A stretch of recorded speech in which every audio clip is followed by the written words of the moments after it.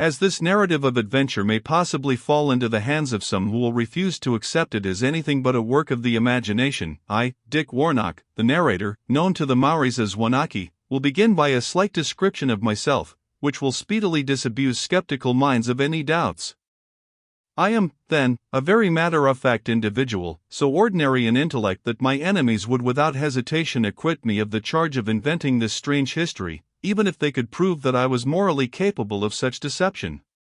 So easily will it be guessed that I fall short of being a creative romancer, that, when the reader looks in vain in these pages for some exalted eloquence of diction, some graphic description of scenery, or some rhapsody on a flower, he will hesitate to cast the blame upon me, the prosaic, especially as here, at the very beginning, I distinctly state that if there is any kind of eloquence in my story, it is the eloquence of strange happenings, a thing which I have endeavored to keep my pen from spoiling.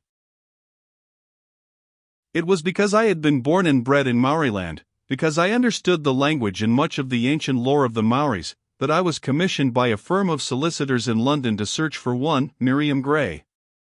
The person in question had sailed from the old country 18 years before, and had joined her husband, William Gray, at Waikato, in the northern part of the south or middle island of New Zealand, known among the Maoris as Te Waipounamu, or the place of the greenstone. One letter only had reached her relatives at home, and that, dated 3 days after her arrival, told how she and her husband were about to journey southward, overland, to Hokitika, where he owned a small farm. But that letter was the last, and all attempts on the part of her relatives to discover what had become of her and her husband were fruitless. That they had left Waikato for Hokitika was easily proved, that they had never arrived at the latter place was also duly ascertained, but what had happened to them between these 2 points was a matter that had come to be set down among the inexplicables, where it remained, until it was discovered that Miriam Gray was the direct heiress to a large estate in Bedfordshire. Then it became necessary to find, at least, evidence of her death. For this task I was selected for reasons already stated, and I began by making inquiries at Waikato, a quaint little English settlement nestling in the hollows of the hills by the seashore. There, after many inquiries, I found a peculiar piece of evidence which excited me to a belief that Miriam Gray was still living. What that piece of evidence was I will not say at this moment, for, though it really constitutes the beginning of my story, its significance was not fully apparent to me until I chanced upon a certain splendid madman in the bush, and compared my fact with a far more extraordinary, though dreamlike, reminiscence of his own. Therefore I will simply state that in consequence of my discovery I left Waikato and sailed across the Bay to Riwaka, having as my destination a wild place called Marahau, the Valley of the Mighty Wind, where, on a high cliff by the seashore, so I was informed, stood the patu of a certain Te Makawawa. Concerning this aged chief report spoke with awe, for he was more than a mere tohunga, a priest, he was an ariki, an arch-tohunga, and some said that he was more than ariki, he was Matakite, a seer.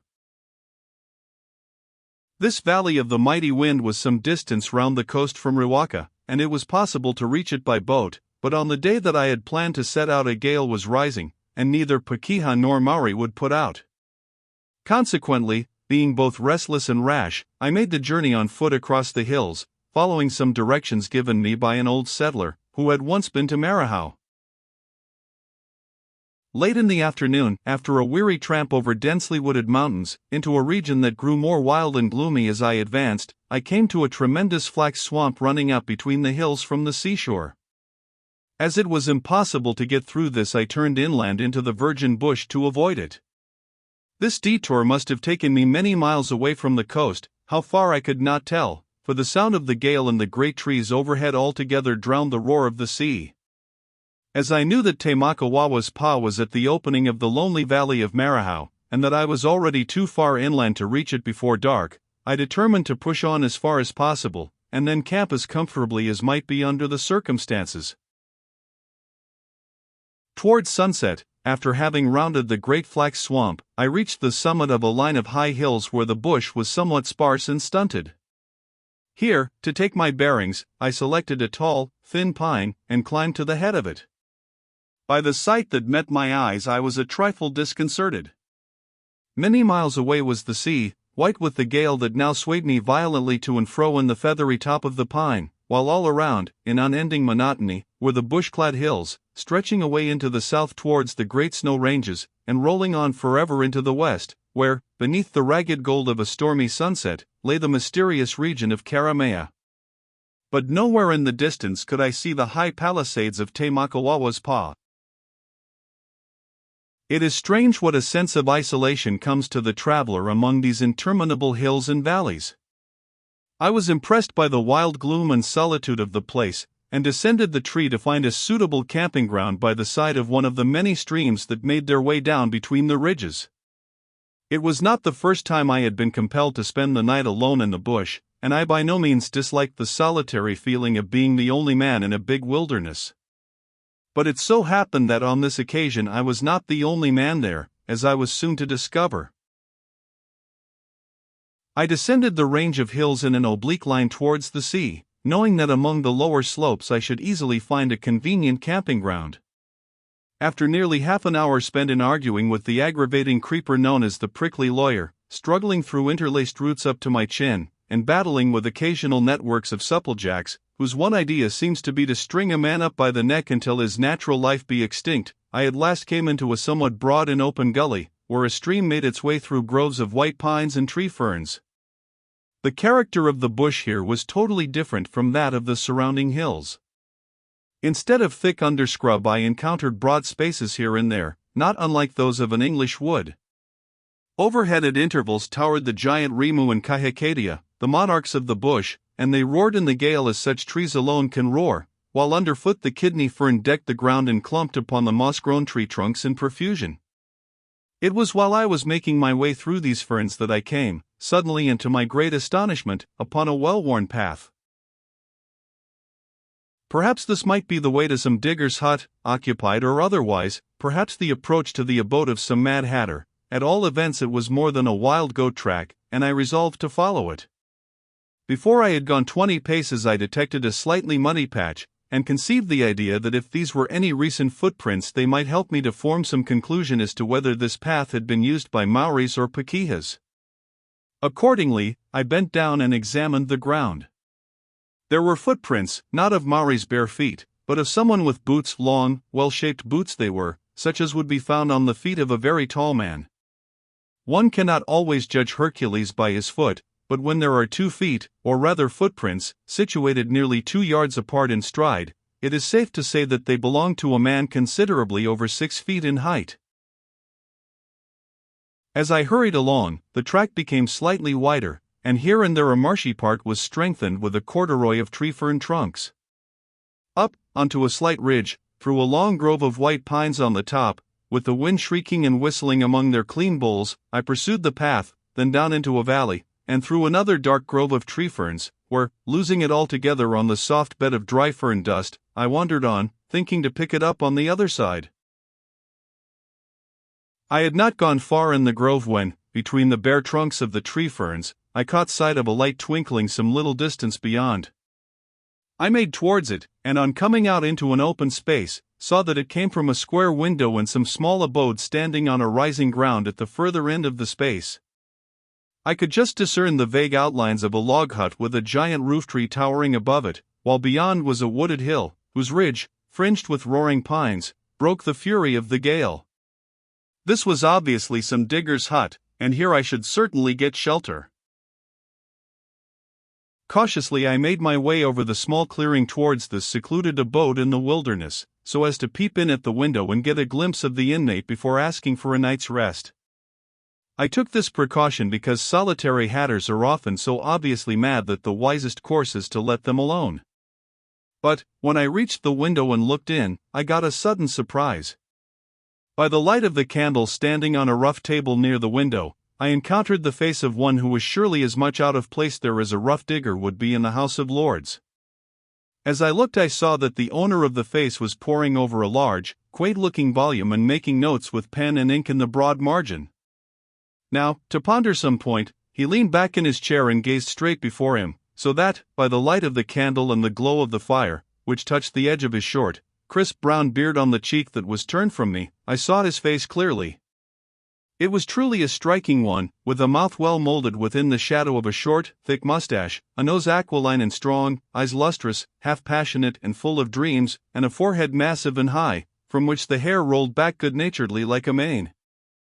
This should be some wearing of Browning's portraiture, who had disappeared from his circle to bury himself in solitude, probably leaving a gap behind him which no other could fill. If indeed he was mad, and it seemed that he must be to waste his powers in such a hidden corner of the earth, it was a gentle, poetical madness, if one might judge by the almost tender expression of his face, and, withal, of a methodical kind, for, having unravelled his knotty point, he returned to his broad margin and made certain emendations. After my brief glimpse of the remarkable man within, I had no hesitation in asking him for a night's shelter. Accordingly I knocked gently at the door, and a deep voice answered, "Come in." I obeyed, and entered the hut. "Ah," said my host, rising from his seat and looking down at me, his dark eyes smiled genially as they met mine, "you've lost your way, I presume." "Yes, I started out to find Te Makawawa's pa, but missed it, saw your light, and ventured to look you up." "Quite right. You're welcome." He extended his hand and gripped mine without cracking all the bones as most men who stand 6.5 feet high love to do. I now had a better view of this recluse, and recognized him again from his footsteps. He was a man of magnificent build, and his bush shirt, bush trousers, bush leggings, and, still more, bush boots, hid neither the fact that he was of good breeding, nor that his limbs were in perfect proportion, even to the point at which a man might wear a dress suit successfully. His strong, but sensitive face, with its deep, passionate eyes, which lighted up when he smiled, appealed to me as no man's face has ever done before or since. In the space of time which it took him to get a chair for me, I had recognized a man who in every way could carry about 3 editions of myself under his arm, and yet in his courteous smile as he addressed me, I saw the gentlest man alive. "Come, sit down then, and get out your pipe and tell me how the outside world's getting on." I had refused his offer of supper, as I had already supped on cold duck and biscuits in the bush. In a few moments, when he had turned a log on the fire, we sat one on each side of the hearth as if we had been old friends. "The outside world," I said, lighting my pipe with a glowing ember, "has lost a woman, and I am looking for her." "A woman?" he laughed. "Rather a strange place in which to search for a woman, isn't it?" I returned his laugh. "Yes," I admitted, "but the whole story, or such of it as I have gleaned, is strange enough for anything." "Oh. A romantic story, is it?" His eyes fell from mine to the bowl of my pipe, from which rings of smoke curled and wreathed irresistibly. "Wait a minute," he added after a pause. He rose from his chair and reached up among the rafters overhead, searching for something. At last he found it, and, returning to his seat, showed me what had once been a well-colored meerschaum which, by the dust and cobwebs on the case, had evidently lain undisturbed among the rafters for years. "If you will oblige me with a little tobacco," he said, "I will keep you company, though I haven't smoked for many a long day."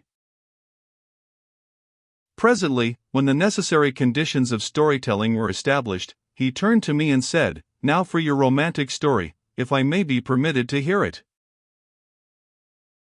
"The story is a long one," I replied, "but I am merely in possession of detached points of it.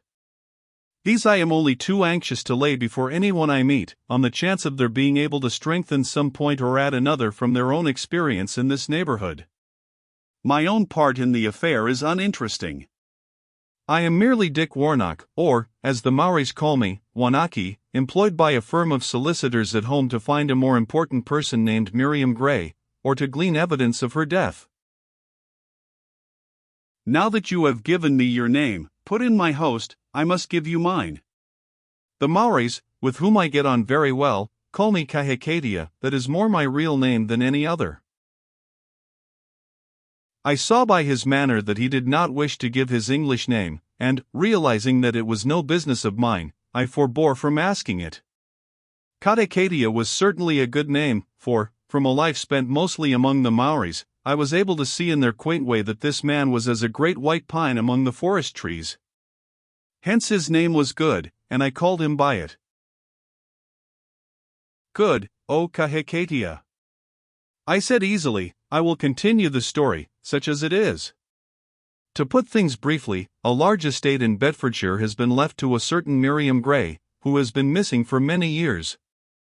On instituting inquiries, however, it was found that she had sailed from England and landed at Waikato, across the bay, some 18 years ago, to rejoin her husband, who came up from Hokitika to meet her. They set off together on the return journey towards Hokitika, but never arrived at their destination. It is supposed that they were captured by the Maoris. In which case it is exceedingly unlikely that either of them is alive at this day, replied my host. Wait a moment, I replied quickly. I have an extraordinary piece of evidence which tends to prove that Miriam Gray was alive and a prisoner among the Maoris as late as 3 years ago. When I was making inquiries in Waikato, I was almost giving it up as hopeless, and was on the point of starting for Hokitika, when the old curator of the little museum came up to me one day with the gleam of the clever discoverer in his eye, and drew me aside. Did you not say that the woman you were looking for was named Miriam? He asked. Yes, I replied, Miriam Gray. Come with me then. I've got something which may be a clue. He led me on through the streets until we came to the little museum, and there in a lumber room of uncatalogued curiosities, he showed me this bit of carved teak, which he said had been discovered on the sea beach 2 years before. I drew a small piece of carved wood from my pocket and handed it to Kahekatea, who took it in his hands and inspected it carefully. This is not Maori carving, he said at once, it is too delicately done for that. But it is the work of someone who understands Maori art. Look at this double spiral work round the border. But what are the letters? They are almost worn away. Yes, by the scratches on the thing it looks as if it had found its way down some rocky mountain stream. Ah! You've got it upside down, I think. That way, there now, it's plain enough. This word is clearly prisoner, and these are Taimaka, which, with the space left after it, must once have been Taimakawawa.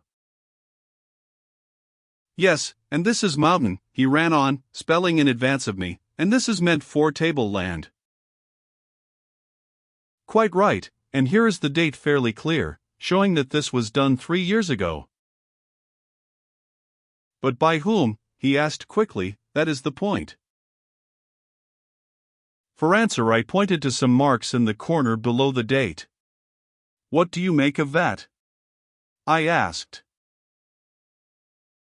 He scrutinized them carefully for some minutes, then, turning to me said, I can certainly make nothing else than Miriam out of it. Nor I replied, and, if you notice, there is an obliteration after it which, from the length of it, might once have been Gray.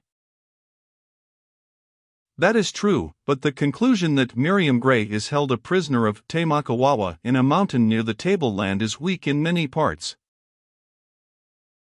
True, but I can strengthen it, I hastened to reply. Do you see anything in that carving which points to superior talent in the person who did it? Indeed I do, he replied with certainty, this is the work of no ordinary carver. I should be inclined to say it was the work of a genius. There are signs of delicate execution about it which no one could mistake. That is precisely it. Miriam Gray, so said the solicitors, showed extraordinary signs of genius as a sculptress. At the last word my host stared at me with a dreamy look in his eyes. Had I touched upon the peculiar point of his madness? A sculptress, he said slowly, and gazed for a full half-minute into the fire, while I watched him. Then, as I did not break the silence, he resumed, yes, there is a Taimakawawa, I know him well, there is a tableland not far from here in a mountain near it, and, from what you have shown me, a woman who is a sculptress is held a prisoner there. He rose from his chair and paced up and down the small hut with his brows let down in deep and perplexed thought. Strange, very strange. But she must be a sculptress of very great genius if he paused abruptly in his pacing the floor.